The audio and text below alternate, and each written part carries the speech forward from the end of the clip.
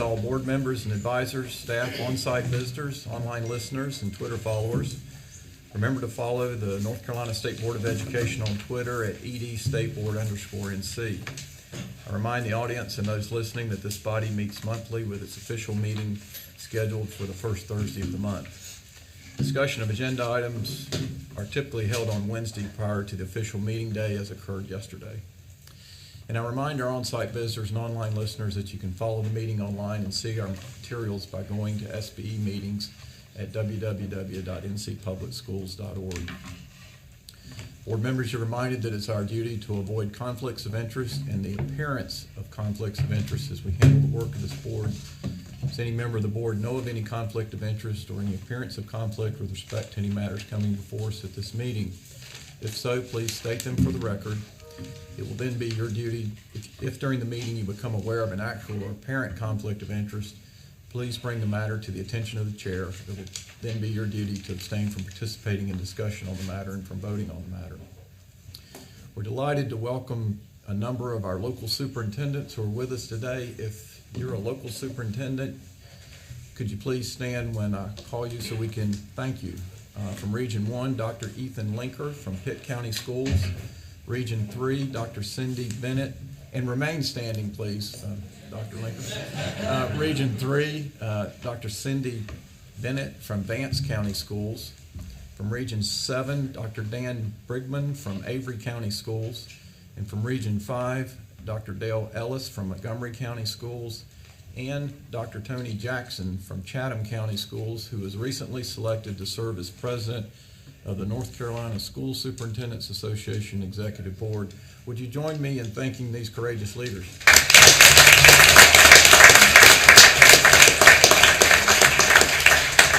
And of course, they're joined by our Superintendent Advisor, Dr. Don Phipps of Caldwell County. Thank you, Dr. Phipps. At this time, I'll call on my colleague, Dr. Olivia Oxendine, to lead us in the Pledge of Allegiance. Dr. Oxendine. Please stand and join me in the pledge. I pledge allegiance to the flag of the United States of America and to the republic for which it stands, one nation, under God, indivisible, with liberty and justice for all. Thank you, Dr. Oxendine. I now call on Dr. Charles Aiken to introduce some special recognitions we have before us. Dr. Aiken. Good morning, Mr. Chairman, Madam Superintendent. I am honored to be here today, really to introduce two of the amazing consultants that we have with DPI, Mr. Joseph Reaper and Miss Alexis Wood. They head up our work with the Presidential Award for the Excellence in Math and Science Teaching. It is a program that has been around, I think now for almost 50 years, and it recognizes the very best across the country when it comes to math and science teaching. So the individuals you're going to get to meet today do the outstanding work on the front line of making sure that our students get the very best when it comes to learning and using both math and science on a daily basis. So I'm going to hand the floor over to them to get us started. All right. Good morning, Superintendent Truitt, Chairman Davis, State Board, and our honored guests. It is a pleasure and an honor to be with you this morning to recognize some of the best teachers in North Carolina. The Presidential Awards is the highest honor that teachers can receive, specifically in our STEM fields. The Presidential Awards, of course, are ran through the White House Office of Science and Technology Policy and ran through the National Science Foundation. So it's an honor to be here. These finalists that we're going to be announcing today have gone through a rigorous application process, including a long narrative, a video, and letters of recommendation. All right, so it gives my honor to represent and to present to you our 6 finalists for 2023. There are 3 finalists in the area of mathematics, which we'll introduce first, and then 3 finalists in the area of science. Our first finalist is Mr. James Austin from Millbrook High School, Wake County Public Schools.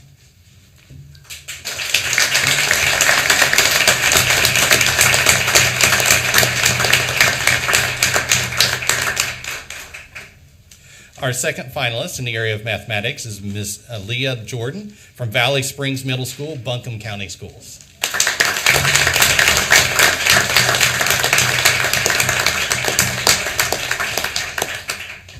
Our third finalist from mathematics is Miss Shannon Patton from Davie County High School, Davie County Public Schools.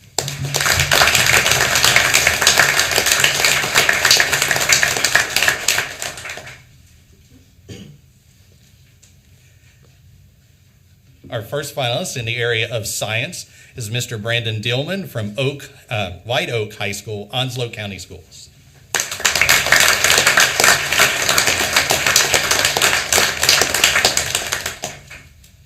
Our second finalist is Miss Christy Unko from Flat Rock Middle School, Henderson County Public Schools.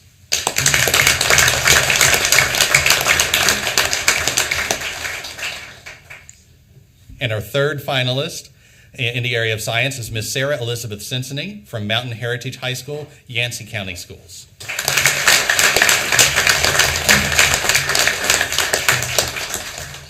All right, so I'm proud to present our 6 finalists for the Presidential Awards for 2023.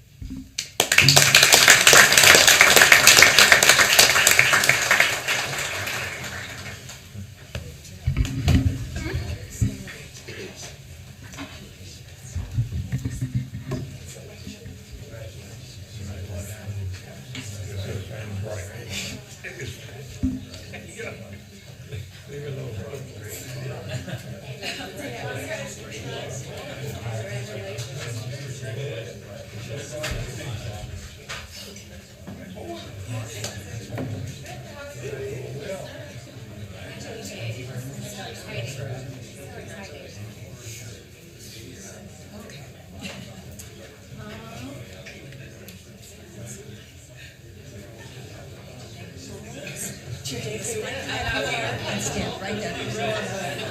Chair Davis. Let me stand right there for me. There we go. Perfect. Yep.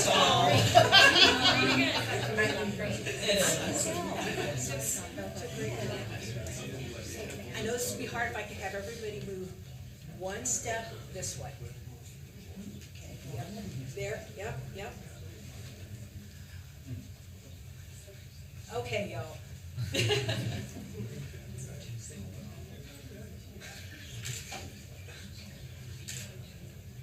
And 1, 2, and 3. One more.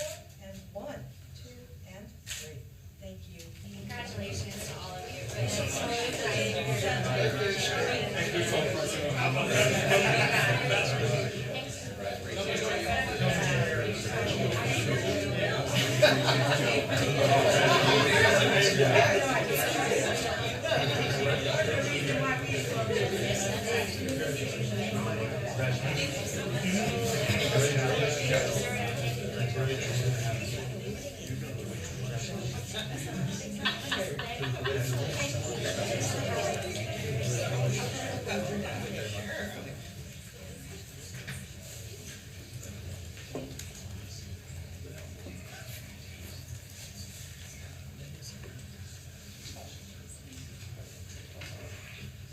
I would just like to ask the audience, both listening here and across the state, to think about the representation.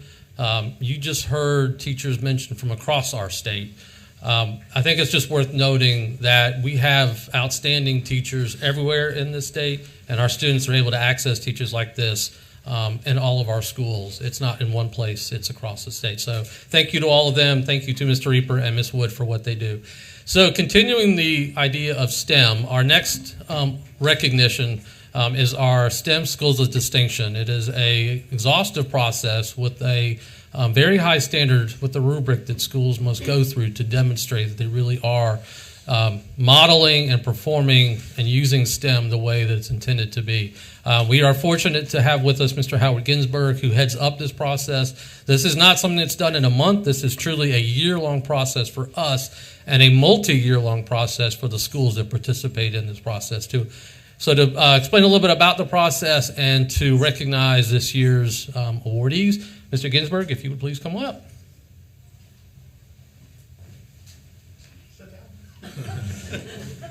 Good morning. Good morning, Superintendent Truitt, Chairman Davis, Vice Chair Duncan, members of the board, and all my distinguished guests seated behind me. Good morning. I'm delighted to be here and present our latest recommendations for our STEM Schools of Distinction.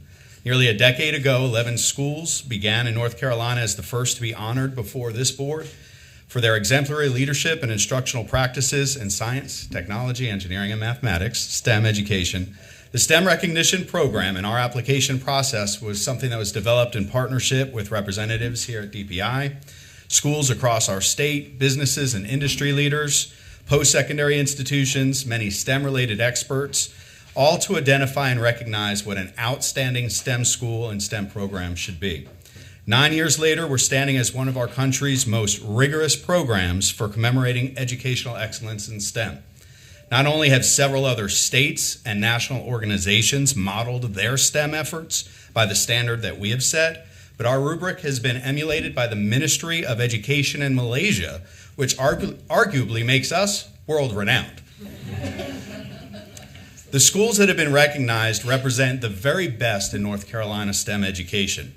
Through the implementation of the STEM Schools Progress Rubric's essential STEM attributes, these schools exemplify outstanding leadership and learning and empower creative thinking, reasoning, and teamwork, all key components that align and support our 7 competencies of North Carolina's portrait of a graduate. To receive this honor, schools provide detailed narratives that demonstrate the prepared or model levels of STEM implementation, speaking to 20 key elements, or 22 for high schools, that define the characteristics rooted within the 5 overarching principles of the rubric. These principles emphasize student opportunities, focus on classroom environment, examine school structures, identify the school's culture, and expound upon community connections. Applying schools share portfolios comprised of strategic documents and media evidence supporting their narratives, and provide a self-assessment of their school's alignment to the rubric, sharing district and community partner references speaking to the school's educational excellence. A panel of trained peer STEM educators review each submitted application individually and then again as a team, and need to reach a consensus that the evidence presented supports either the prepared or model levels of achievement, and then a conclusive site visit validates the application.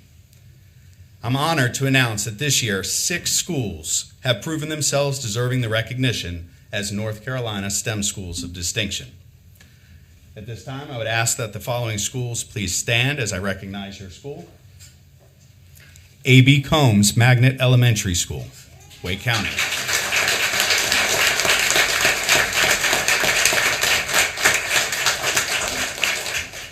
Reedy Creek Magnet Middle School Center for the Digital Sciences, Wake County.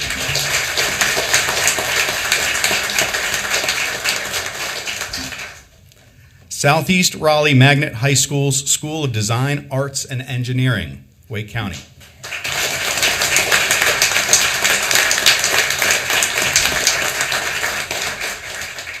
The Vernon Malone College and Career Academy, Wake County.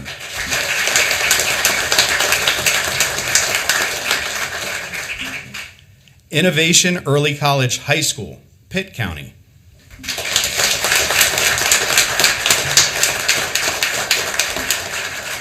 And Northwest Cabarrus STEM Middle School, Cabarrus County.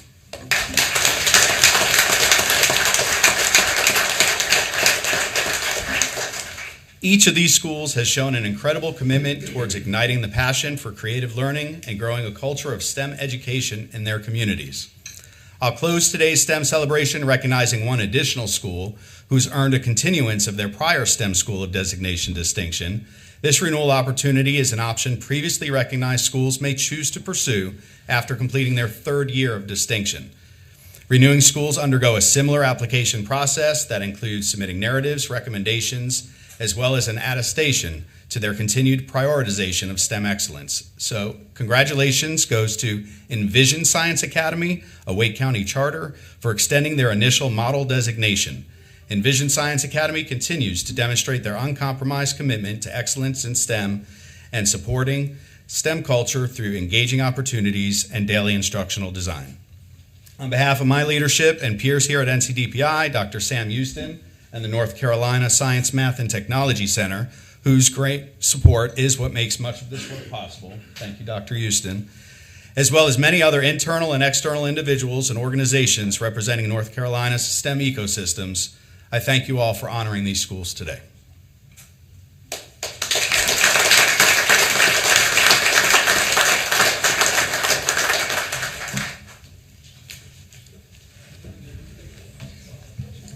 Dr. Houston?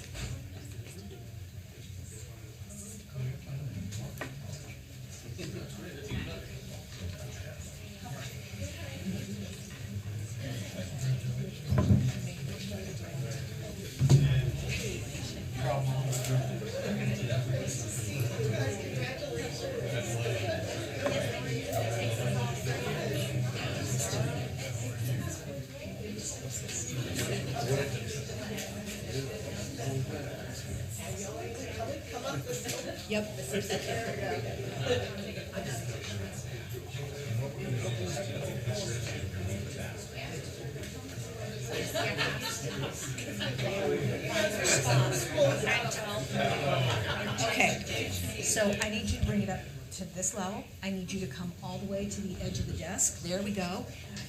Yep, there we go. Hey, Amy, come.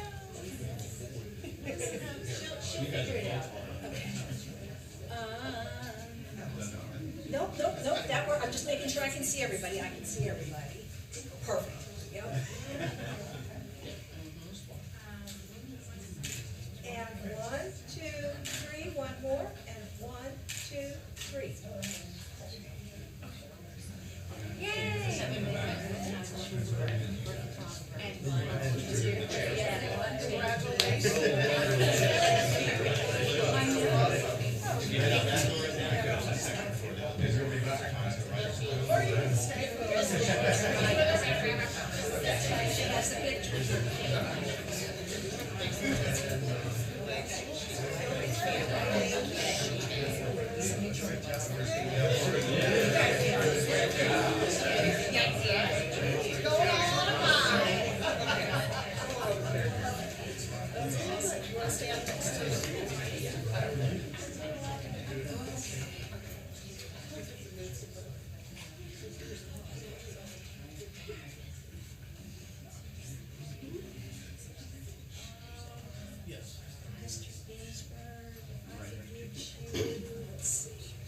Let's hold the banner up there, just a little bit. There we go. Okay.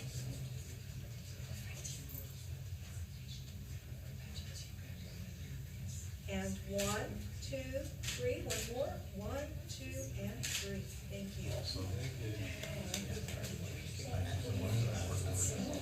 Congratulations.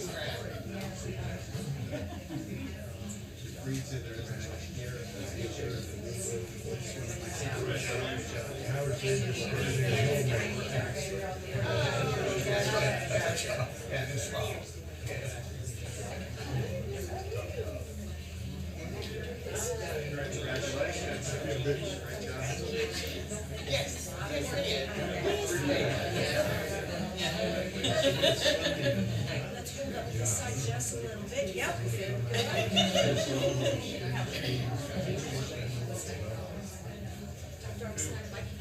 Okay, there we go.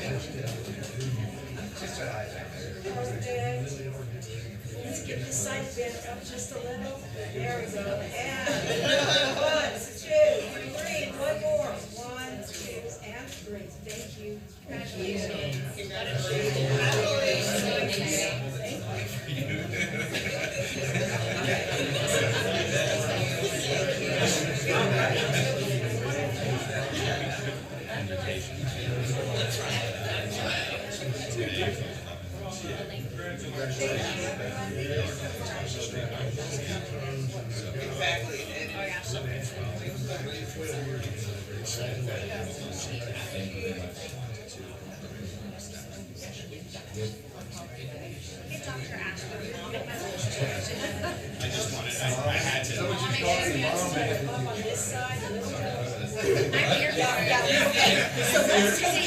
Sorry. Let's take the banner down just a little. There we go.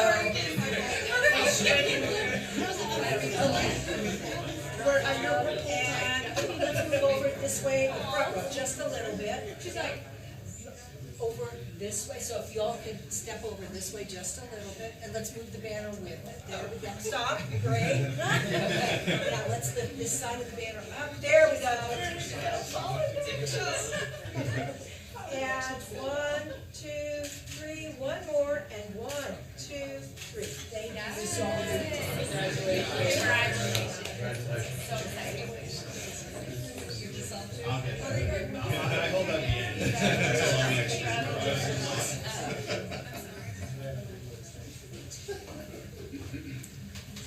I almost wondered if you'd wear your lab.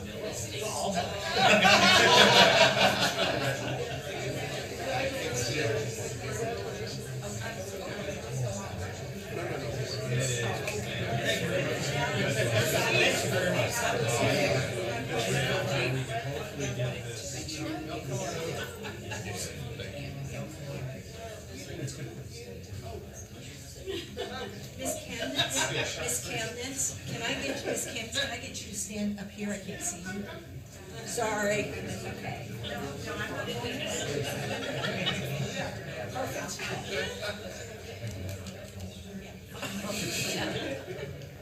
Dr. Phipps, if I could have you go, yep, there we go. Vice Chair Duncan, there we go. May I have you come over, Vice Chair Duncan? A little bit this way. There. Perfect. And 1, 2, and 3. One more, and 1, 2, and 3. Thank you.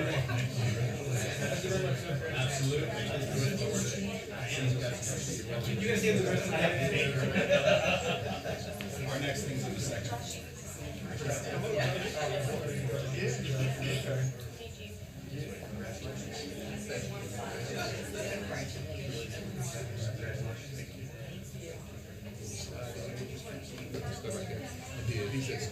Oh, okay.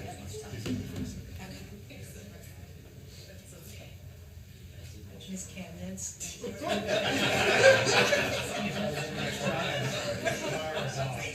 There we go, much better. Got it. Okay, perfect.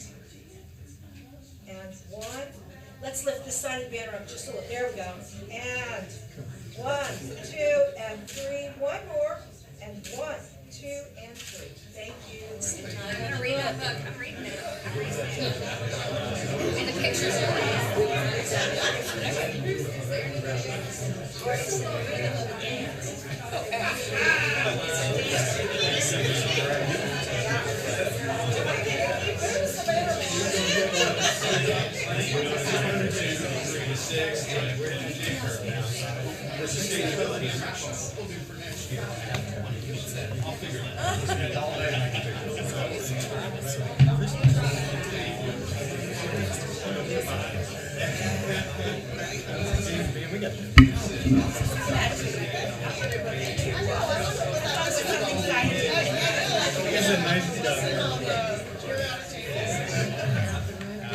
Thank you all. Let him get out. He seats now, man.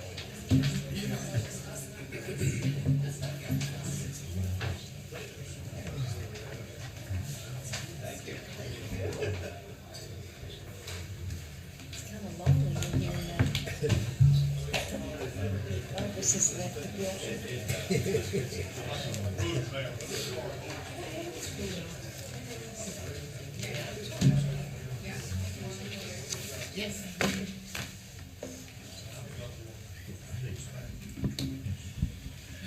Well, that's a great way to start our morning. And if there's ever any doubt of the excellence in public schools in North Carolina, there's living proof. Outstanding teachers and outstanding schools, and we thank you all. Speaking of outstanding, our next recognition is one of our own, and I'll call on Miss Jill Kamnitz to start this recognition. Ms. Kamnitz. Well, I started to say this is with great pleasure that I read this resolution, but it's a pleasure tinged with regret, and we're going to miss you. North Carolina State Board of Education resolution honoring Dr. James Ford for outstanding service to the North Carolina State Board of Education, October 2018 to September 2023. Whereas the North Carolina State Board of Education takes pride in the extraordinary qualities and dedication of the citizens who have served as members of the North Carolina State Board of Education. And whereas Dr. James Ford has reflected those qualities during his service with the State Board of Education as the 6th Education District Representative and at-large representative and as the chair of the Strategic Planning Committee, where he offered his knowledge and expertise as a world history teacher in the Charlotte-Mecklenburg School District. And whereas Dr. Ford was appointed by Governor Roy Cooper in 2018 to the North Carolina State Board of Education. Prior to this appointment, Dr. Ford was named the 2014-15 North Carolina Teacher of the Year and served as an advisor to the North Carolina State Board of Education for 2 years.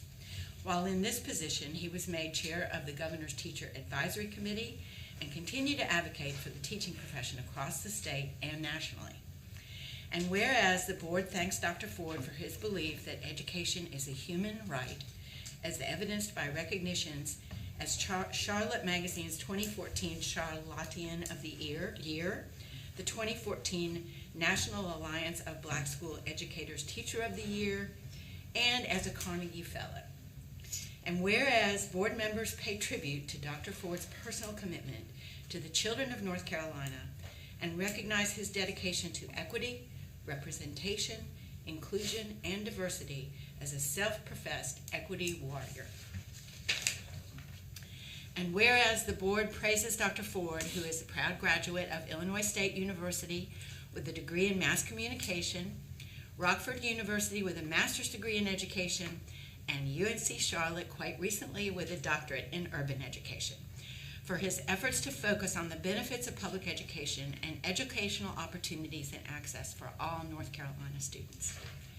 And whereas State Board of Education members acknowledge the candor that he exhibited while sharing his informed opinions, ideas, and conversations, as he proved to be an insightful board member.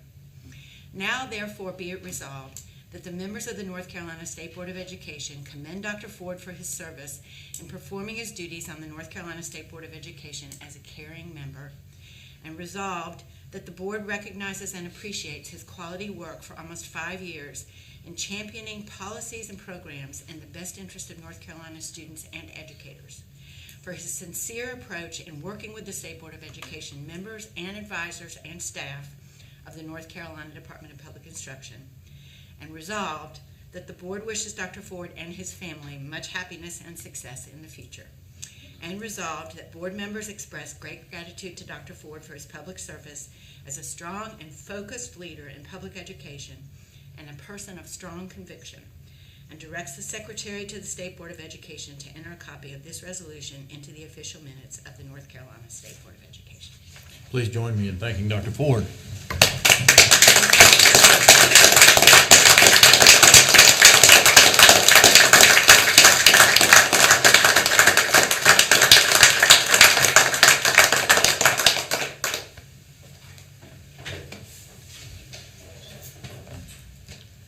What do I do now?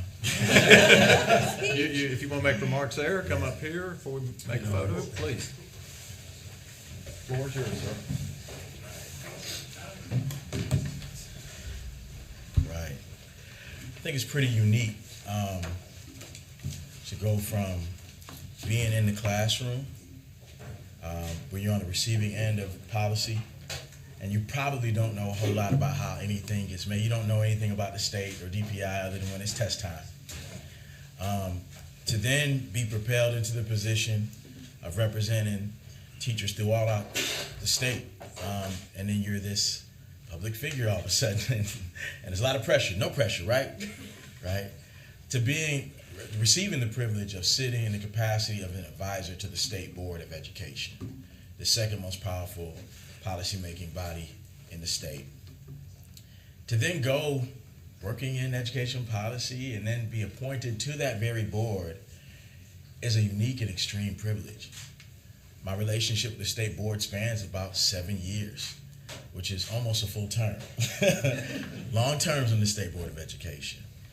But what I've seen, and I've watched lots of folks, come and go in different chairs and different people, is that number one is that the people who are on this board are genuinely, at their heart, well-intentioned folks who do care about the kids of North Carolina and are trying to deliberate, even if in moments of contention, to reach a resolution that's best for the most kids, the most students throughout the state. Earnest individuals who dedicate a lot of time, a lot of energy beyond these meetings to coordinating and meeting up and having discussions. And it's been the privilege of my life to be able to sit in that capacity. Most particularly, I want to give this state board credit because we led through one of the most disruptive periods of public education in recent memory, the COVID-19 pandemic. That was tough, highly politicized, and a lot of us, I had 4 kids in the system myself, just trying to make it through. But we did the best that we could. And I was proud to be a part of that effort. We'll be proud of all of the things that we accomplished during this time. But I think 5 years is enough. I do. So I'm going to take this time to focus on myself, focus on my family. I've had a lot of irons in the fire, and I think now is my moment to take a little bit of rest. But you'll see me. I continue doing this work. As many of you know, I'll still be leading the organization. That is my professional work, the Center for Racial Equity in Education. So I'll be listening to the meetings, and I may have something to say every now and again. But I hope that y'all know that even where there was disagreement, even where there was genuine conflict, right, then inherently I hope that I demonstrated the respect that was due to everyone. And I want to make sure that I convey that to everybody, because that really is my modus operandi, right? We may disagree on things, in substance or in style, but at the end of the day, I feel like everyone deserves a basic human level of respect. And that's why I became an educator in the first place. So, thank you.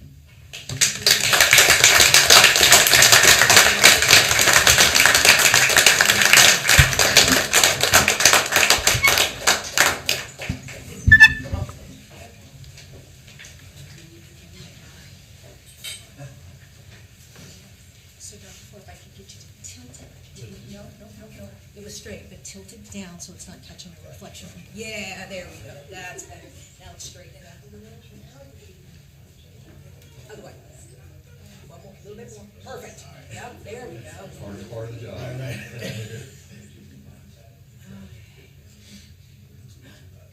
Awesome. And 1, 1, 2, and 3, and 1 more, and 1, 2, and 3. Thank you so much. We love you. Dr. Ford. I miss you.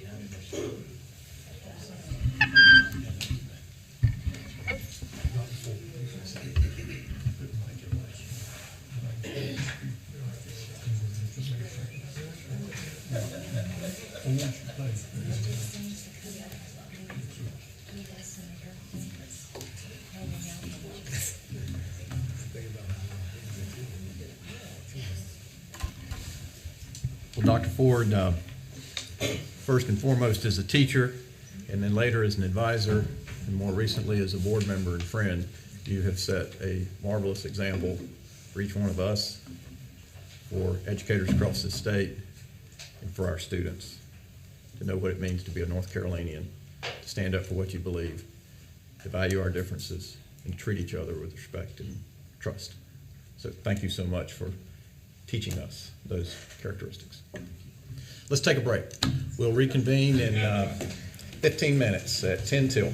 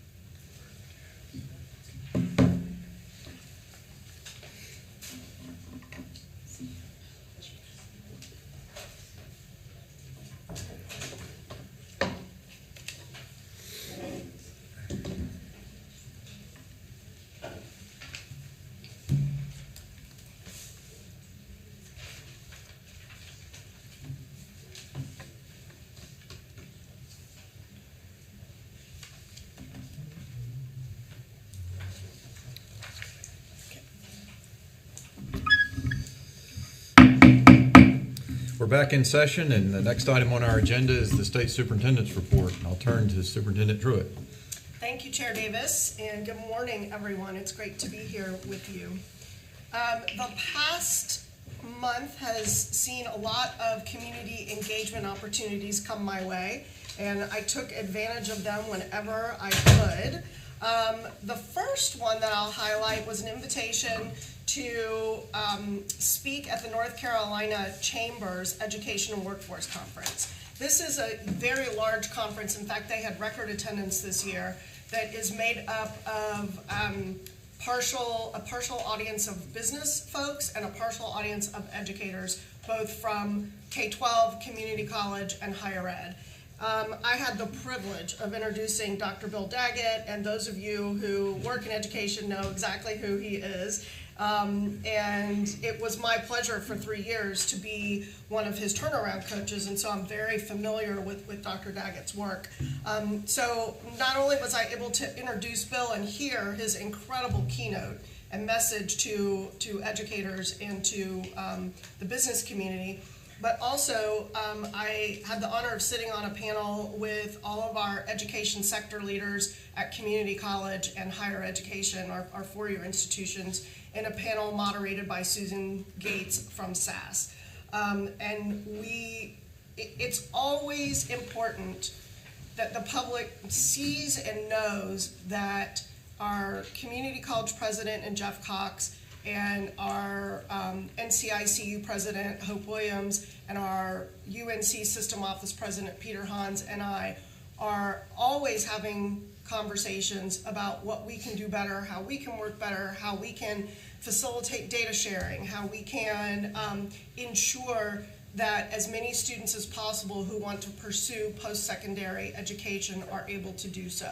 And so to do this in such a public forum was a real honor. Soon after that, I was invited to give a keynote at Bertie County Schools Convocation. This was my first convocation, and it was a great day to be with all of the teachers on their first day back from all of their schools. Their theme for their teachers was viewing obstacles as opportunities to disrupt the status quo. And so my remarks focused on how DPI and schools across the state are looking at challenges related to reading, related to the state accountability model and school performance grades, as well as the portrait of a graduate, and making sure that we are creating the conditions so that all students can be successful in the post-secondary plans of their choice, and how we are using data to support districts in helping all students be successful.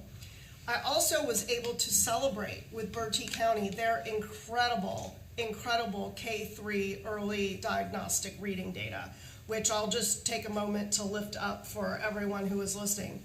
Bertie County schools, kindergartners, saw 45% growth from the beginning of last year to the end of last year, which is absolutely incredible. Their first graders saw 34% growth, and their second and third graders saw 22% growth. In fact, Bertie County's third grade scores were more than double the state average. They are absolutely killing it in Bertie County, and we know how hard teachers have worked in order to participate in the very intense LETRS professional development.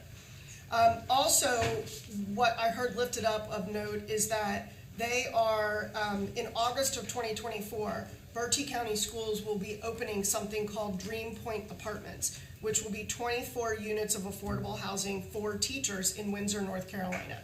So looking at subsidized or free and reduced housing for teachers is one way that our small rural districts are attracting teachers to come and teach in communities like Bertie County Schools. Next, I had a really neat opportunity. You all heard from President Jill Cox yesterday, President of Communities and Schools of North Carolina. This is an organization I've been involved with for over 7 years now, and it is a school that it's an organization that provides wraparound services for Title I and low-income schools. And one of the incredible opportunities that they offer for schools is something called JAG, Jobs for America's Graduates, where they take students who are on their way to not graduating from high school and having lots of problems after they leave high school, and they provide incredible wraparound services and ensure that these kids graduate, ensure that they get job skills, and that they are employed, and they stay with the students 2 years after graduation. Well, they have about a 96% high school graduation rate. These are kids that were not going to graduate from high school. So I was able to serve on a panel discussion here with folks from the governor's office as well as from the private sector to talk about employment, enlistment, enrollment opportunities for our students and how every student is on a career journey when they are participating in K-12 public education. I was also asked to come and talk to the Charlotte Regional Business Alliance, which is used to be the Charlotte Chamber, but now includes the entire region. So not just the Queen City, but other counties surrounding Mecklenburg County. And I'm seen here seated with Dr. Candy Diedemeyer, who is the president of Central Piedmont Community College. And we talked, again, the audience was full of educators as well as folks who work in the private sector. And we, again, I mean, I will tell you that everywhere I go, employers ask me, how are we going to find people? How are we going to tackle the workforce shortage in healthcare? How are we going to tackle the workforce shortage in education or in the construction trades? I mean, we have incredible opportunities when we look at our data of how many students are actually getting post-secondary workforce-aligned credentials of value. We have an opportunity to make sure that we are converting the career and technical education work that our students are doing to a job or to post-secondary education in a community college. So there's lots of groups working on this, including My Future NC, which is our legislatively mandated state's education and workforce attainment goal. And so that was a very, to hear the questions coming from that group after the panel discussion was fascinating. And then Rocky Mount Chamber of Commerce invited me to come and speak at their power breakfast. This was, again, folks from all over the region came to this, including Halifax County Schools, and that is who I am pictured with here. And if I could just take a second to lift up their data, their Amplify data for kindergarten through third grade shows that their kindergartners experience 50% growth, first graders 22% growth, second grade 12%, and third grade 17% growth. And they were in the third cohort, so their teachers are not even finished with the letters training yet, and yet they are seeing these kinds of gains. So very, very proud of Halifax County. And now I will move on and talk about a couple of items that are of interest as we headed into the school year at the end of August. The first one, especially considering what some of the school violence we've seen already in our school year, plus the unfortunate shooting at UNC. I know that Dr. Tipton Rogers was on campus during the UNC shooting. We both have children on campus during that time. So it really hits home. And so for that reason, I was very glad to see unanimous support in the Senate and very heavy support, almost unanimous support in the House for House Bill 605, which is mandating threat assessment teams. Many districts already do this, but now we know that all districts will have the tools that they need with the support of the Center for Safer Schools to make sure that they are bringing teams of educators, mental health clinicians where available, school psychologists, our counselors, a school nurse, teachers, administrators, working together as a team to enact non-punitive supports to students before tragedy strikes or before a student makes a bad decision.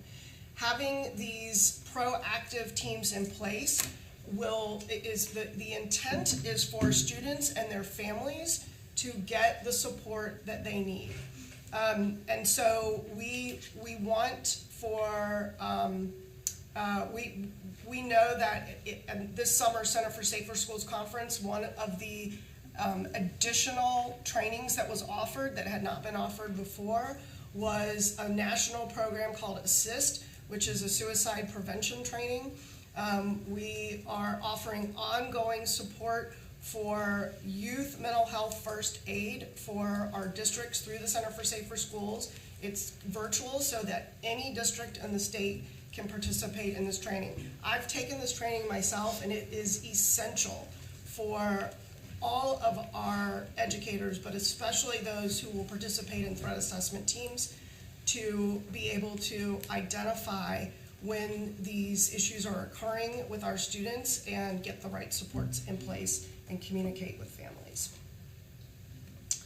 And then I think lastly, there was a request from the board for me to let everyone know how the department and how the Superintendent's Association is supporting our local superintendents with the passage of the Parents' Bill of Rights.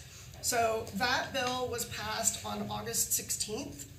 On August 18th, I sent a letter to all superintendents that is linked in where the word communication is right there, that provided a PDF of the new law, a bill summary, as well as we created a chart that showed districts what is already in place, what they are already doing, what is already in law and that they are doing, next to everything that's new in the law. And then we highlighted for districts all of the action items that they will have. And then on August 23rd, the North Carolina Association of Superintendents had a call that we were able to participate in, along with legal assistance from Allison Schaefer. But really, they ended up not needing our help at all. Catherine Joyce, the Legislative Affairs Director with NCASA, did an incredible job of really laying out item by item everything that our local superintendents and principals will need to know about this legislation. So just incredible quick turnaround time from them. Also, I will let this board know, because it came up yesterday, that there are a lot of concerns about the timing of the passage of this bill. It was very, very bad timing for our school leaders.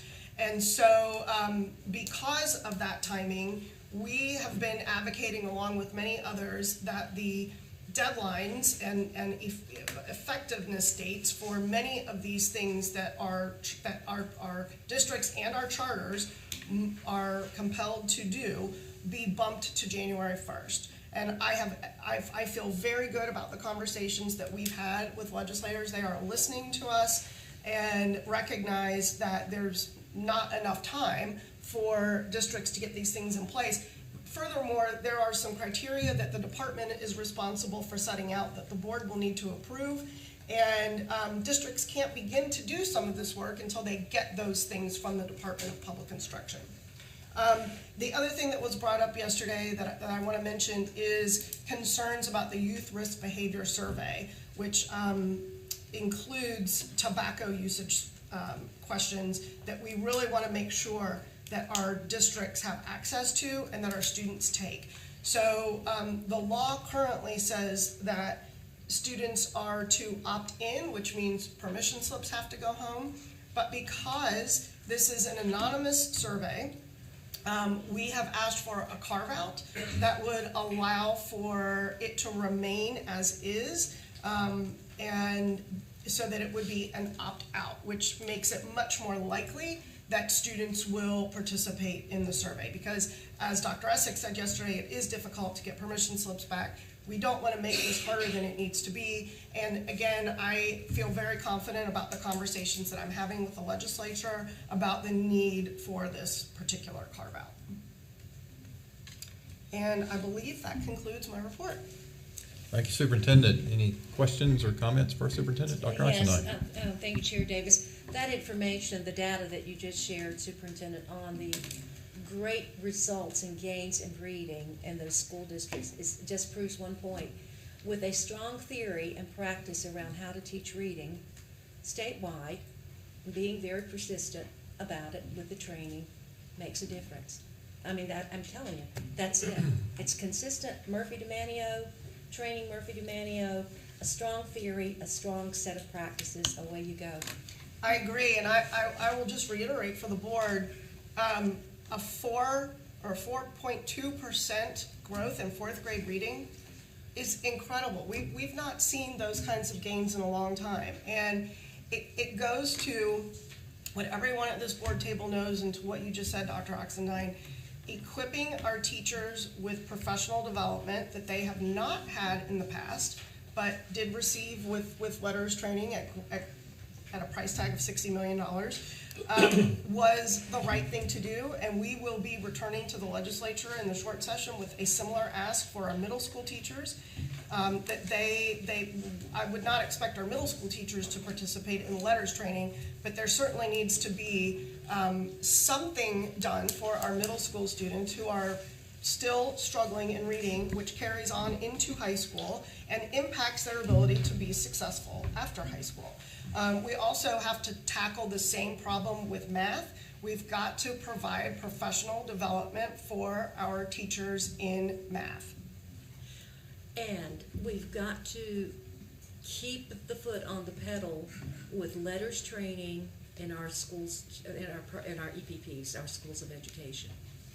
We do. And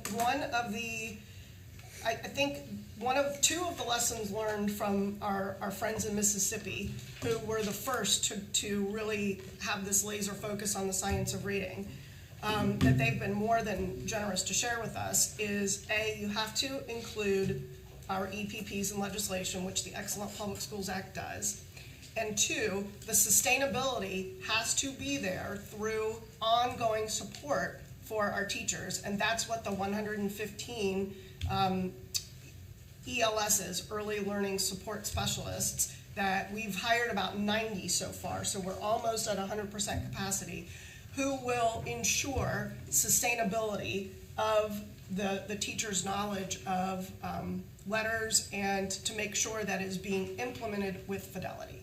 Or we sneak back, we find ourselves over time moving back in the direction of other ways of teaching reading.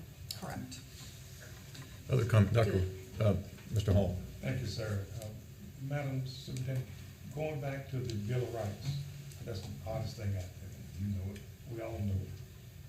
And with the possibility of implementation, the effective date going to January instead of immediately, August 16th.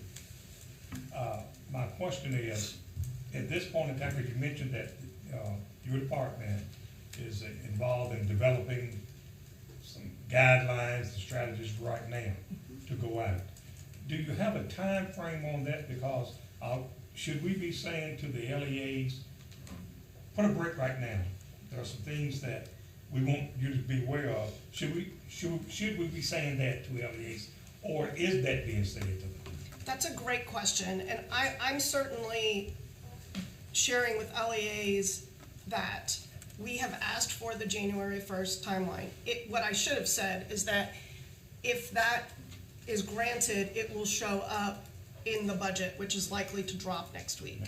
And so what I would say is that we are working on those things right now so that it can come to the board in October. And then we will give districts until January 1st to do the work that they need to do once they receive. I mean, it is our hope that the board will approve in October. If for some reason the board doesn't approve in October, then we go to November. unless we have a called meeting. And then that still, I think, would give districts 2 months to get things up and running, but we would prefer for them to have these things after the first week of October. Thank you, ma'am. And I think school districts would be extremely grateful I agree. for what's going on right now. I know one region of the state would be. I can talk for others. Well, I can confirm that all 8 feel the way you do. Okay. Thank you, Madam Chair. Thank you, Mr. Chairman. Yes, sir. Mr. Mercer. Yes, sir.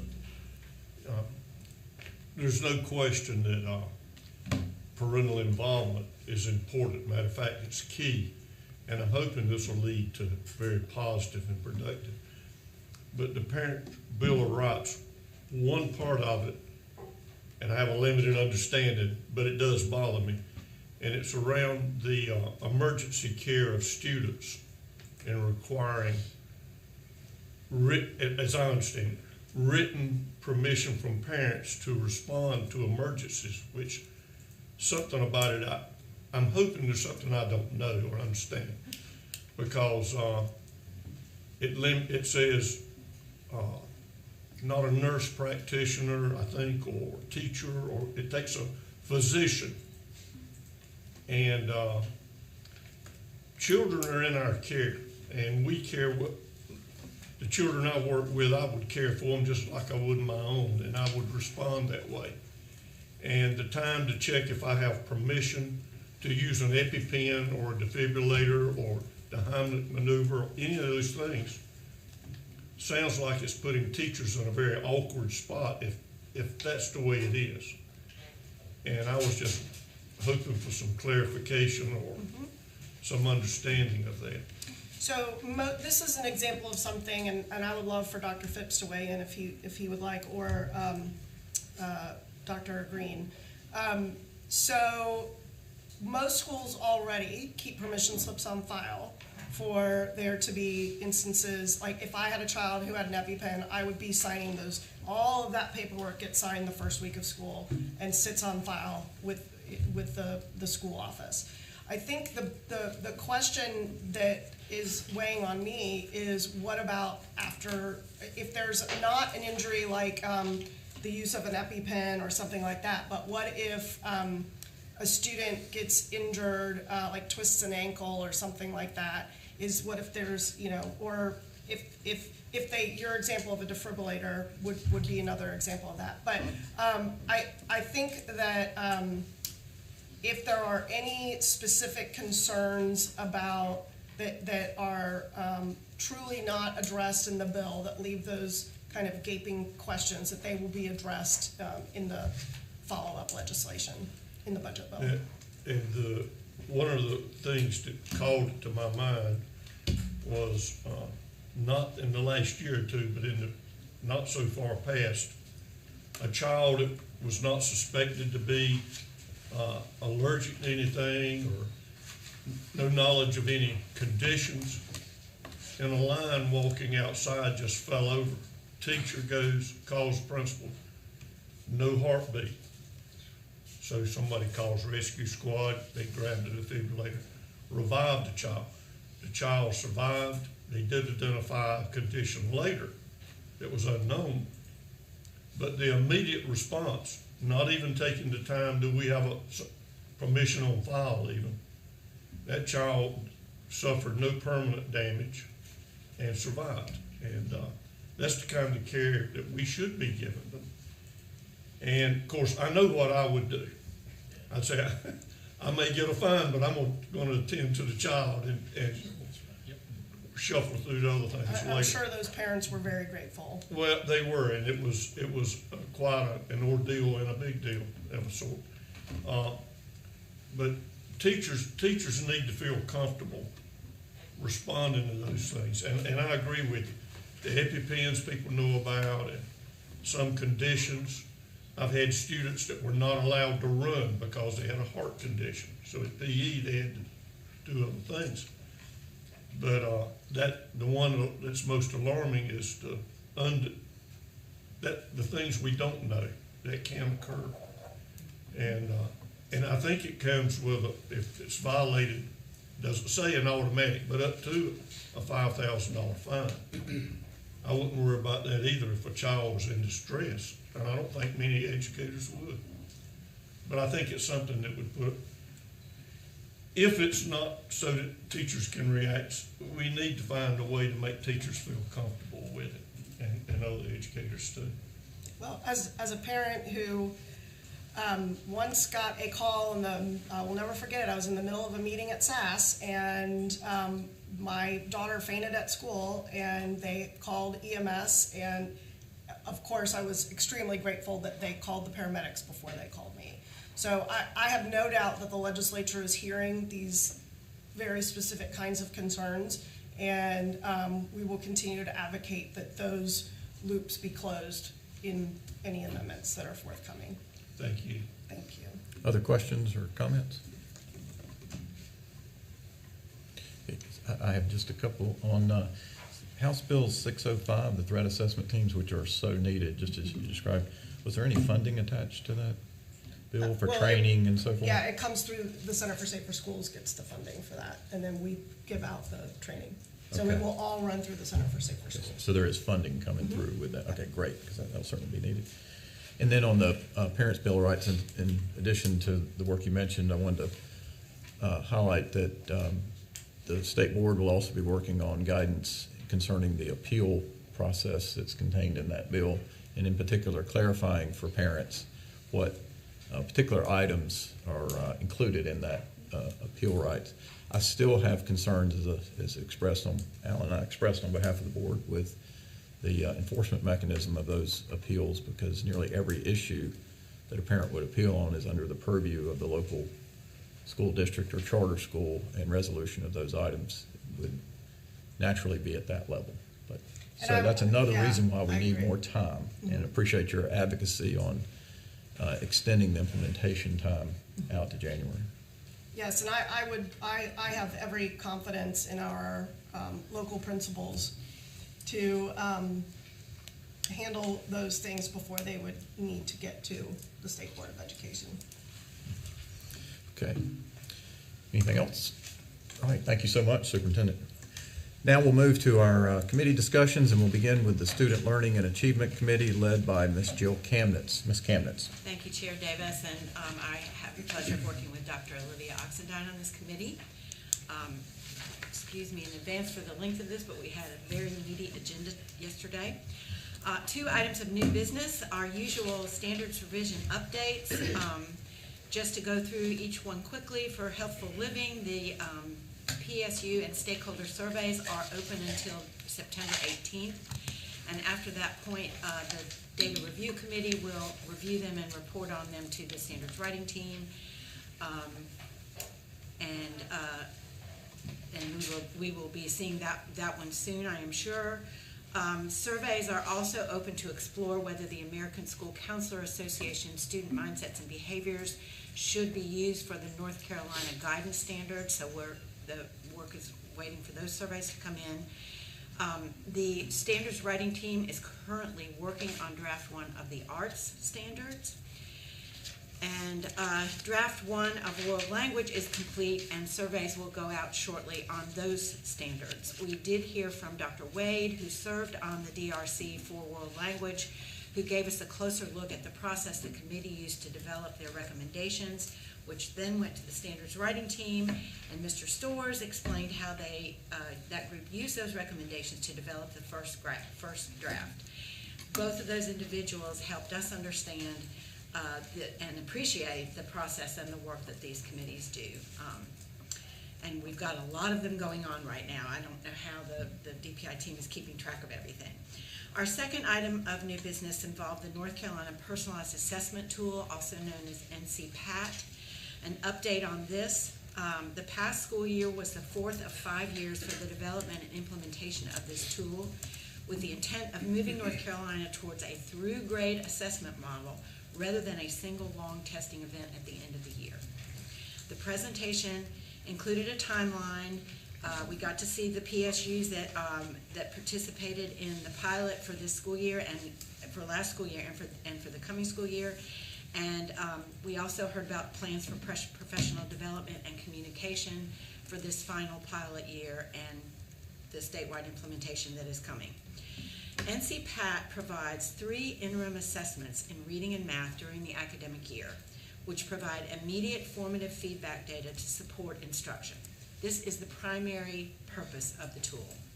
Additionally, NCPAT includes a redesigned end-of-grade component that uses information from those 3 check-ins during the course of the year to match students to the appropriate level EOG, but with the same expectations, content, and format of the current tests.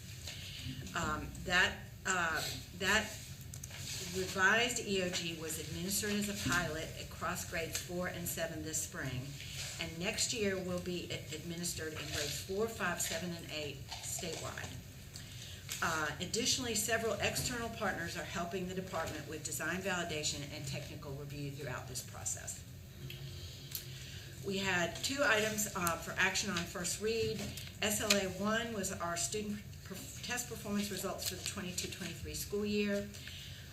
This is a massive amount of data that we got a very high level look at yesterday, which gave us a look at student performance across the state in our second year of accountable data after COVID.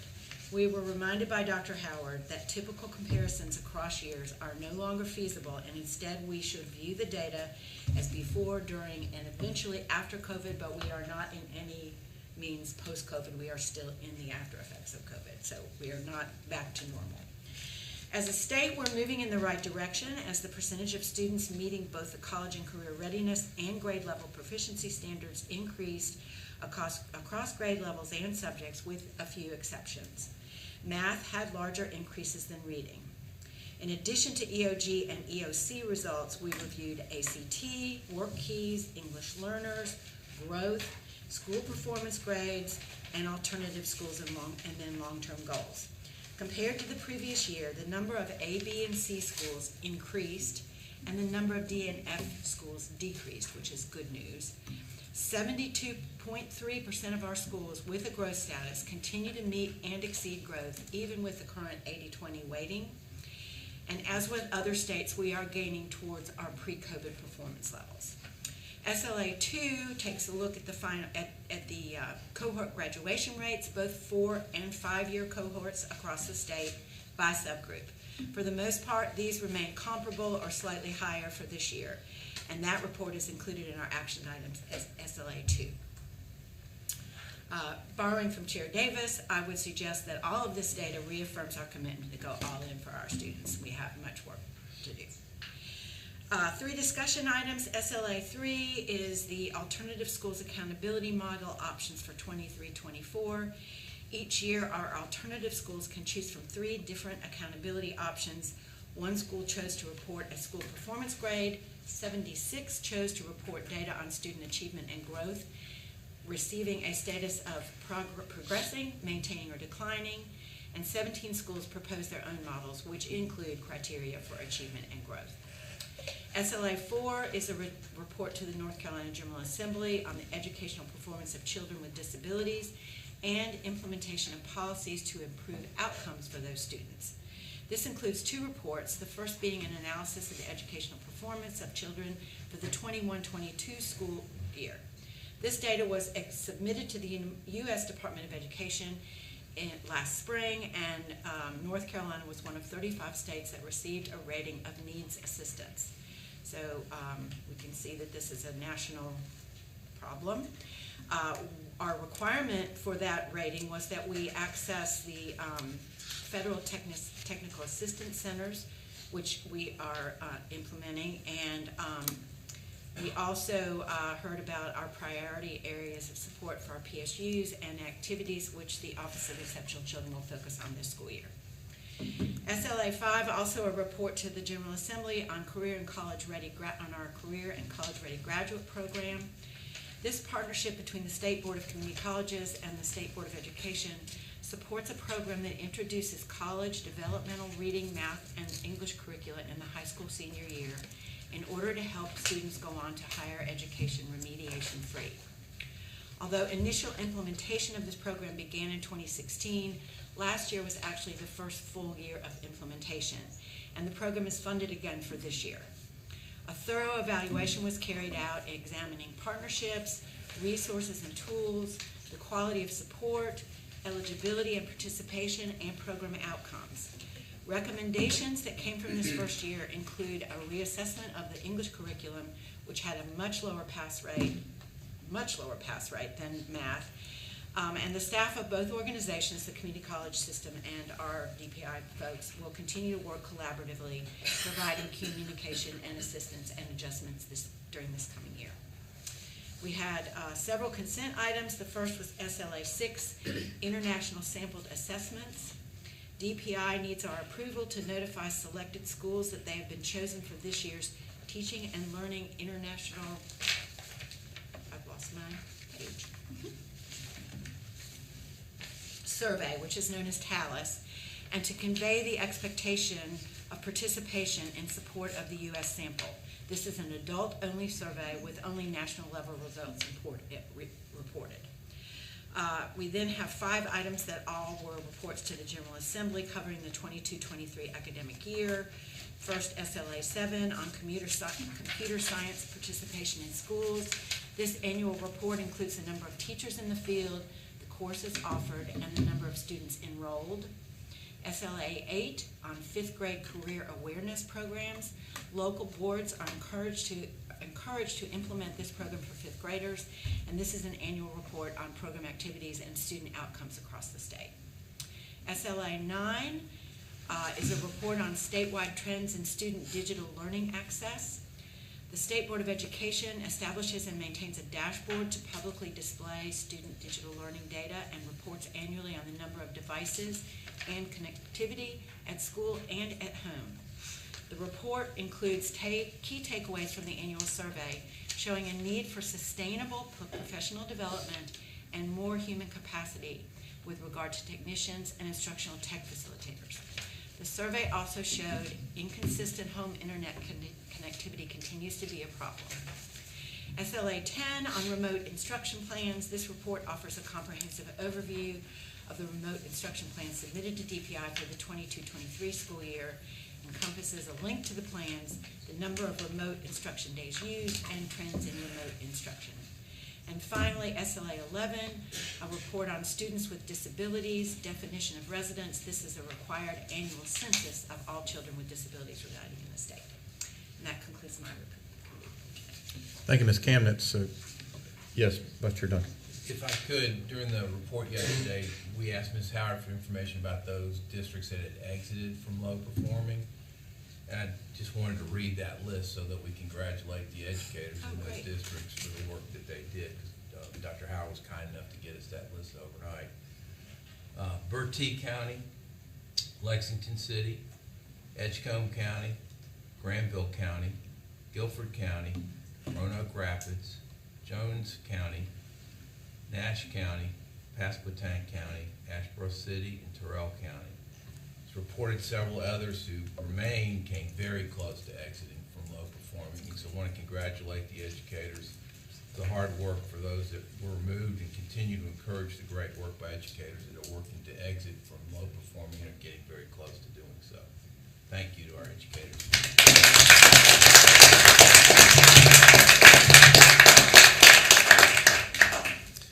Thank you, Vice Chair Duncan. So coming to us this morning from SLA is SLA 1 and 2 and 6 through 11. Any questions for Ms. Kamnitz? Then we'll move to the Education, Innovation, and Charter Schools Committee led by Mr. John Blackburn. Mr. Blackburn. Thank you, Mr. Chair. John Blackburn. I share in the work of this committee with my Vice Chair, Ms. Jill Kamnitz. Thank you. We have 2 actions on first reading today. The first one is SBE policies and rules for the updates for the school for the deaf and the blind. Ryan Collins presented a very thorough presentation yesterday of things that we need to do. We need to rescind SBE policy ESDB 14, approve 2 new policies, repeal 3 policies with regard to the schools. This is all, schools are open, and these are all things that needed to be done for the schools to be able to operate in this school year. This EICS 2 is approval on first read. House Bill 618 became session law 2023-110 on August 16, 2023. This is an act to convert the Charter Schools Advisory Board into the Charter Schools Review Board, to shift the authority to approve charters and charter non-renewal from the State Board to the Review Board, and to create a right of appeal to the State Board of Education for the Review Board decisions. The State Board of Education is charged by Article 9, Section 5 of the North Carolina Constitution to supervise and administer the free public school system and the education funds provided for its support, and shall make all needed rules and regulations in relation thereto, subject to laws enacted by the General Assembly. The proposed policy, which is in your board effects, policy seeks to place state boards' constitutional statutory duties to supervise and administer charter schools, which are part of the public school system, and to administer or allocate the funds provided to those schools with the new duties legislatively provided to the review board. Once again, that policy is included in your meeting materials. So those are the two actions on first reading. We have one action item, which is last month we had a review, state summary of academic gains in restart schools and research study, learning loss and recovery in restart schools, which was heartening. There's still a lot of work to be done, but so we ask that you would approve that as well. Thank you. Thank you, Mr. Blackburn. So EICS is bringing 1, 2, and 3. We will vote separately on EICS 2. Any questions for Mr. Blackburn? I do not have any questions, but I want to reiterate my objection to the way in which this policy has come to the board for action on first read, and point out that since yesterday I've learned that when the Charter Review Board meets, as was stated yesterday, next week or next month, that funding cannot be given to schools until they have a certificate of occupancy. So while they may be approved, there is indeed no rush to pass this policy through, hinging on the timing, as was stated, about the Charter Review Board's meetings that are coming. And furthermore, I would submit to you all that the question of whether or not this policy is subject to rulemaking is something that needs to be discussed in committee and at the board table, because it's not clear cut whether or not this policy needs to go through rulemaking. And I say that because if the board were to not fund a school, it would impact third parties. And so while I see arguments on both sides, I'm not an expert and would want to learn more about this. And this is just another example of why this item should not have been action on first read. Thank you. Thank you. Other comments? Okay, we'll move now to the Healthy Responsible Students Committee led by Mr. Reginald Keenan. Mr. Keenan. Thank you, Mr. Chair. I'm Reginald Keenan along with Wendell Hall. We are bringing two matters, actually one action item before the board. The first one that Ryan Collins discussed in depth was the proposed interscholastic rules. And of course, we've been reviewing this in the past, but the areas that he covered yesterday in the proposal was the definitions, administration, organization for interscholastic athletics, the concussion safety and athletic trainers, and eligibility criteria. And those are the rules that we, of course, been asked to approve. And he did very in-depth work on that. As Mr. Hall said yesterday, that he and Ms. Schaefer has really done a great job and very hard work in this area dealing with the athletic rules. And the second item we had for discussion, and it was a great discussion. We had our student advisor, Ms. Lydian Seymour, to join in and really summed it up exactly what it was all about. And she basically said, she talked about how can you get to the academic part when you have the non-academic barriers, such as somebody think about soap, somebody think about how to eat. And that's so true. And I think she did the best presentation to really cover that. And again, we thank you for that, for input. It means a lot. And I think it touched the hearts of a lot of people. Of course, Mr. Chair even commented about it. He even said himself that this topic has been on our agenda for years and years, and seemed like we sort of at a stalemate. And we all know right now it's a critical time for mental health for our children, for our youth. It's a national concern. It's a real concern. And as mentioned by Mr. Chair, that we hope that the legislature would step up and help us. It's not about funding. The question is about adequate funding. I think that word is sometimes been left out. Just saying on funding sometimes is not saying a whole lot, but the key is adequate funding. And of course, we had Ms. Suzanne Small, who came before us yesterday, and she spelled out some recommendations that the Whole Child NC Advisory Committee was recommended. And one of the main emphasis she said again was we need to continue to support the SISP. Those professionals are very essential to our children being able to compete. You know, we say, well, we have low performance school, and we all know that these non-academic barriers have a lot to do with why we still have low performance schools.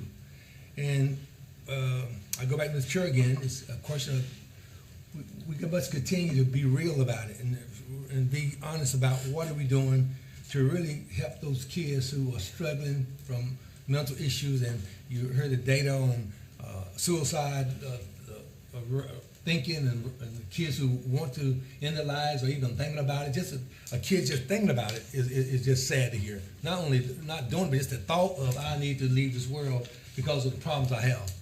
If that don't touch your heart, then I don't know what will. And again,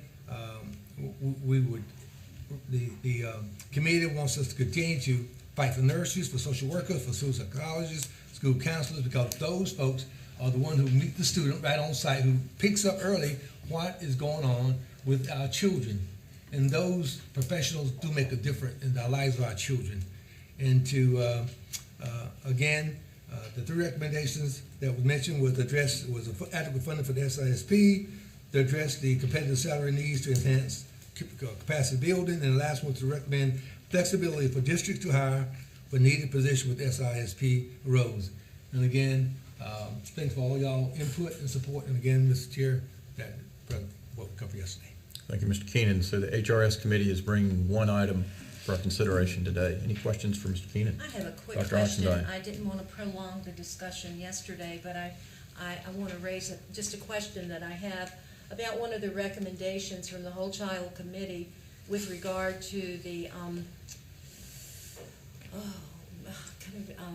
connecting the whole child concept or model to principal preparation. I certainly agree that our future principals need to be in tune with that, but I'd like to know more about the way that is going to come about in terms of the preparation piece. Is this going to be an additional standard that our future principals are going to have to deal with in their preparation programs? Or are we thinking about looking at the whole child, components of whole child, and aligning it with our current standards for school executives? So it's more of I'm not arguing it against it, I'm just wanting to get a sense in my mind of how that's going to look in terms of coursework, program requirements, licensure, the whole ball of wax. So that's good. Mr. Gray. I'll happily speak on that.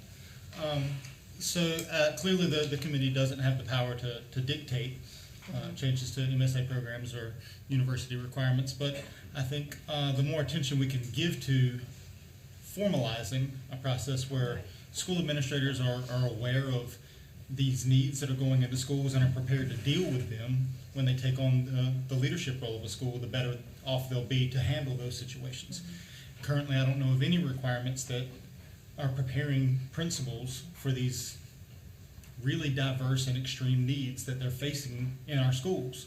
So I think the more formalized we can make that process, and the more we can recommend that universities and MSA programs, and even maybe, hopefully, at a state level, we see some requirements that this is taught explicitly so that our school leaders are prepared to deal with it when they take over. Thank you, Mr. Green. And since this item was a discussion item this month, it'll be back before us next month. And this is a little bit more good substance. feedback, and we can discuss it again A lot then. more substance Thank around you. it. Any other Thank you. comments? I have a request. Mr. Hall. Chairman, if I can just quickly, where can one receive the hard copy of this document?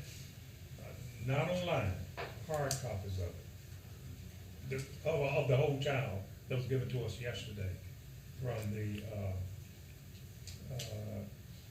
SISP committee.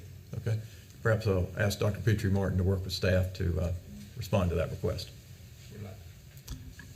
So Suzanne Schmalls, who presented yesterday, had those handouts. I can certainly request Thank you. additional ones. Excellent document, if you ask me. Thank you. Any other comments on HRS? That brings us to the Business Operations Committee led by Vice Chair Duncan. Vice Chair Duncan. Thank you, Chair Davis. Along with John Blackburn, we lead. Oops, I'm sorry. Excuse me. Back up one. Left out my good friend. Let's rewind the tape. That brings us to the Educator Standards and Practice Committee, I was getting ready to take a break. led by Dr. Olivia Oxendine. Dr. Oxendine, my apologies. I thought, wow, this is a change of scene here. Thank you so much, Chair Davis. I'm Olivia Oxendine, and I chair the ES&P, and joining me in the leadership role is Dr. Donna Tipton Rogers. And a very short agenda this month. I will go to the first item that is going to be one that we're going to vote on very shortly, and this has to do with a series of revisions to LICN 005. These are policy, just not major, but revisions to policy. One is with respect to we're retiring the retirement license to be replaced with a lifetime license. Another change is there is a process now in policy for reinstating an expired license, but this is not for an individual who is currently employed and has just allowed the license to expire.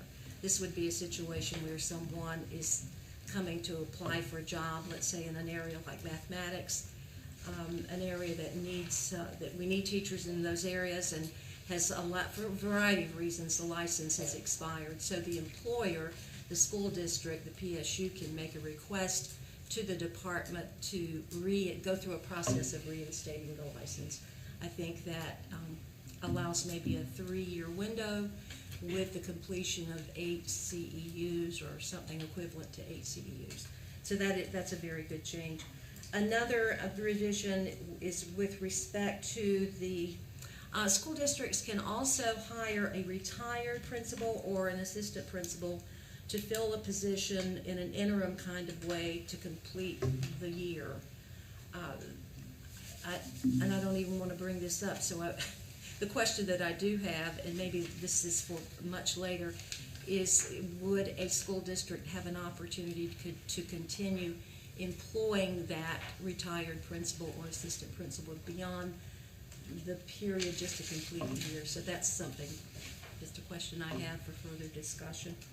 And also, just a terminology change to bring some consistency to terms that we use in policy.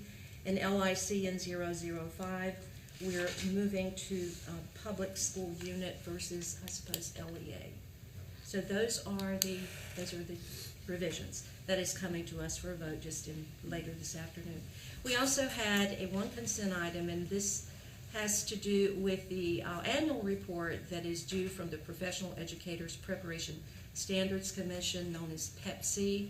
This was presented to us yesterday, very momentarily, by Dr. Evans, and she came before us with a note of gratitude from the PEPC organization, from the members of PEPC.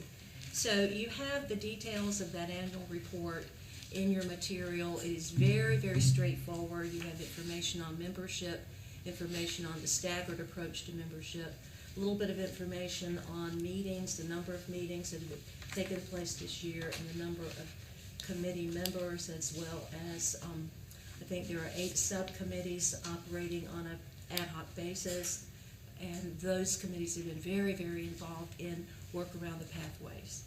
So that concludes my report.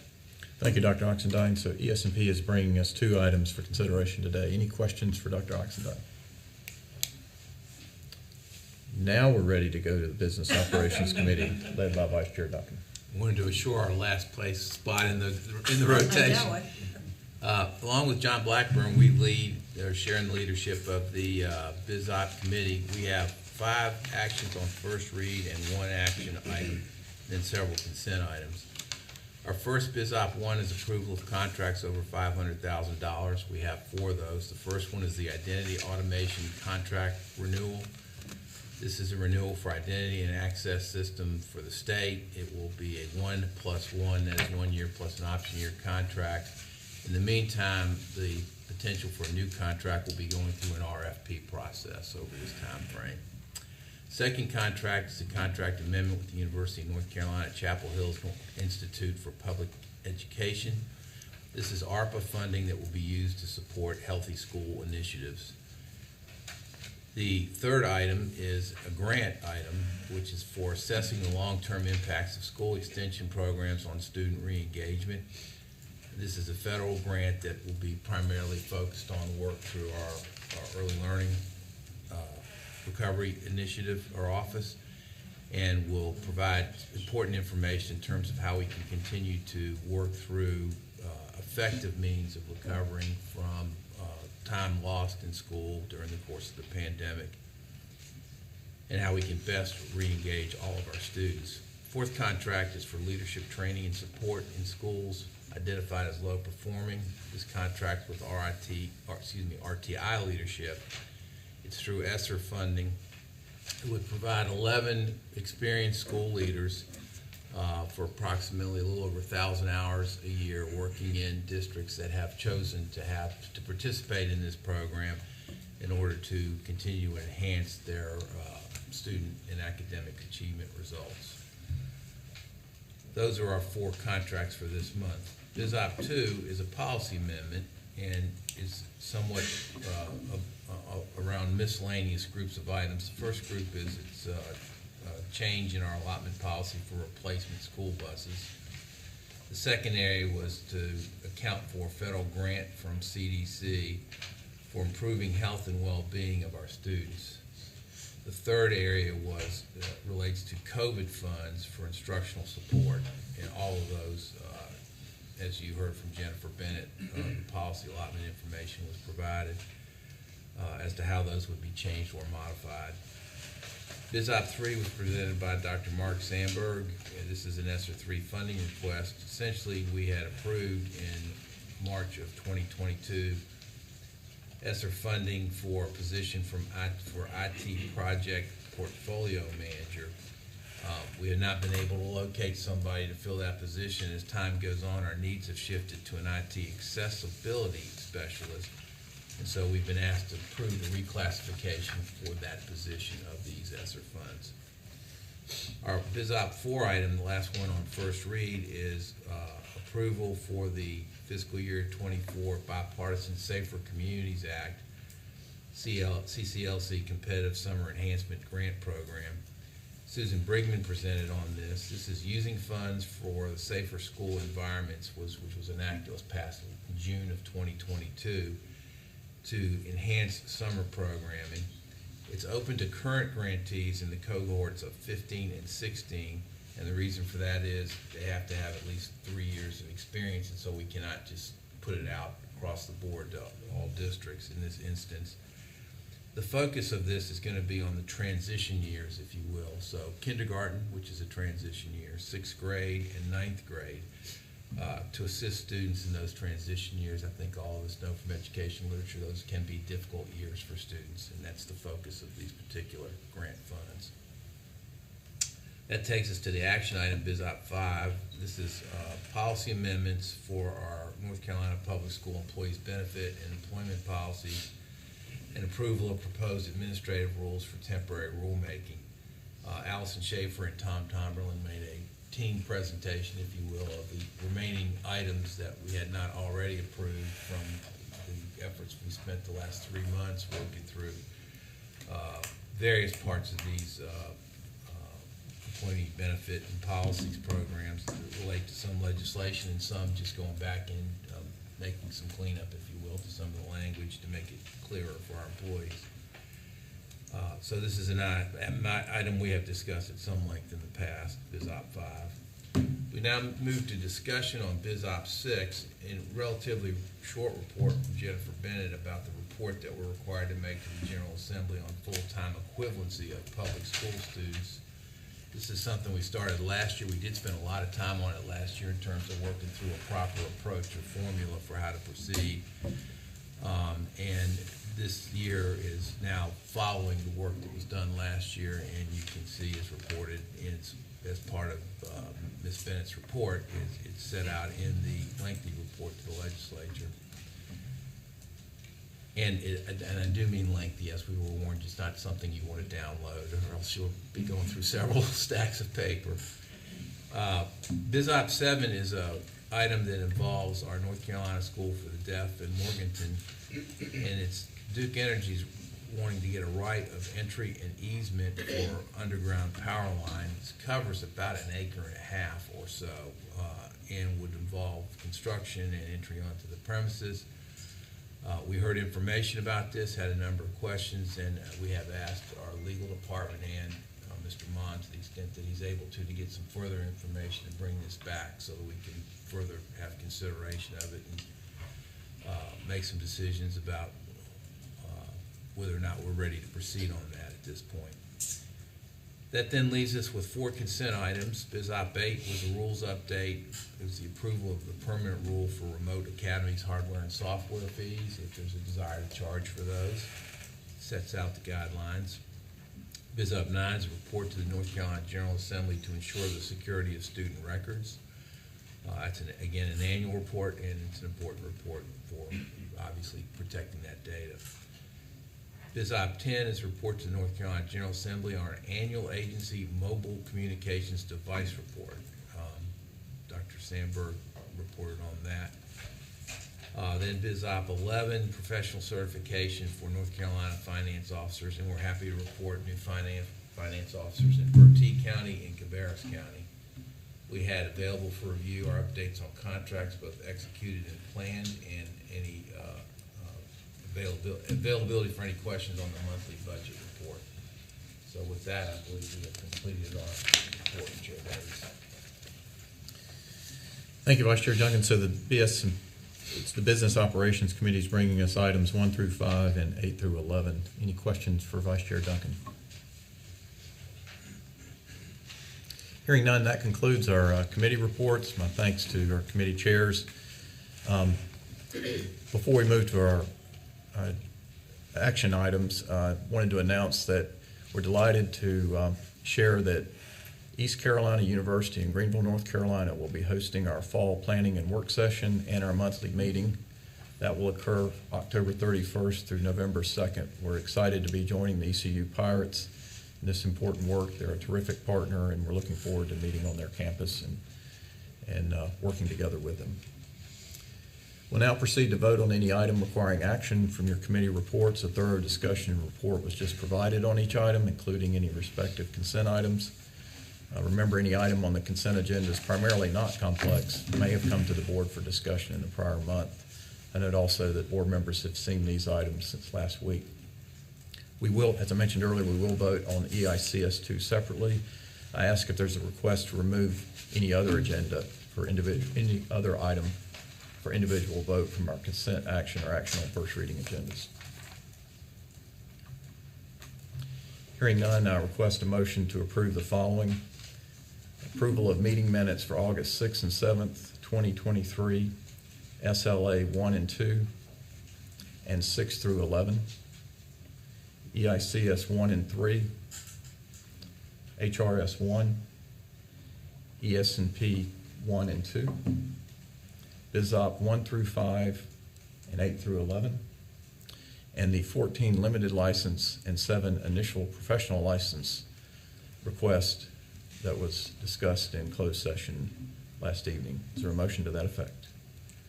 Motion. Motion by Mr. Hall. Is there a second? Second by Mr. Blackburn. Any discussion?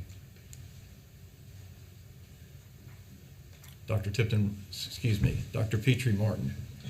Dr. Oxendine. Yes. Mrs. Kamnitz. Yes. Mr. Keenan. Yes. Mr. Hull. Yes. Dr. Tipton Rogers. Yes. Mr. Blackburn. Yes. Dr. Ford. Yes. Treasurer Falwell. Yes. Lieutenant Governor Robinson. Yes. Vice Chair Duncan. Yes. Chair Davis. Yes. That motion carries. We'll now proceed to the EICS 2 item. Is there a motion to approve EICS 2 as presented? So moved. Motion by Dr. Ford. Is there a second? I'll second. Second by Mr. Keenan. Any discussion on the matter? Mr. Chair, this is Treasurer Falwell. May I ask a question? Mr. Treasurer. All right, thank you.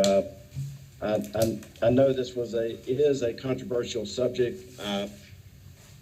I'm not sure how this is going to end, as far as as a former legislator and a member of this board, in terms of the legislative intent of the legislation that was previously passed. In my opinion, the lack of a fiscal note associated with this policy that's probably getting ready to be approved. I would like to ask Vice Chair Duncan a question, if I may. Okay. Vice Chair Duncan, there was had heard, and I'd just like for you to confirm this, that when the legislation was passed to give authority to the charter school board itself, outside of the State Board of Education, that there was a comment by you that they can take away the approval, but we still have control of the funding. Would that have been an accurate assessment of something you may have said? I think in discussion of and comment on with respect to the proposal, as I reviewed the statute and as I reviewed the constitutional obligations and other requirements that we have, I would have said something to that effect. Okay. Well, thank you for confirming that. That was my question, because I would, I take, you're a serious person, and I take you seriously. And so when you make a comment like that, I'm sure it's now manifested itself into this motion that we're voting on, and I just wanted you to confirm that, and I appreciate your courage in doing so. Thank you, Treasurer. I'd also respond that the House Bill 618 that's now become law and clearly says State Board of Education shall have the following duties regarding charter schools funding to allocate funds for charter schools. Any other questions or comments on this item? Hearing none, Dr. Petrie Martin, we call the roll to capture the vote. Dr. Oxendine, No. Mrs. Kamnitz, Yes. Mr. Keenan, Yes. Mr. Hull, Yes. Dr. Tipton Rogers, Yes. Mr. Blackburn, Yes. Dr. Ford, Yes. Treasurer Falwell, No. Lieutenant Governor Robinson, No. Vice Chair Duncan, Yes. Chair Davis. Yes, that motion carries 8-3. That concludes our agenda for today. And I want to thank staff at DPI for all their hard work preparing this month's meeting, and we look forward to convening here in October. I now call for a motion to adjourn. Treasurer Falwell makes that motion. Motion by the treasurer, seconded Second. by Dr. Oxendine. Dr. Petrie Martin? Dr. Oxendine, Yes. Mrs. Kamnitz, Yes. Mr. Keenan, Yes. Mr. Hull, Yes. Dr. Tipton Rogers, Yes. Mr. Blackburn, Yes. Dr. Ford, Yes. Treasurer Falwell, Yes. Lieutenant Governor Robinson, Yes. Vice Chair Duncan, Yes. Chair Davis. Yes. Motion carries. We're adjourned. Have a good day. Safe travels.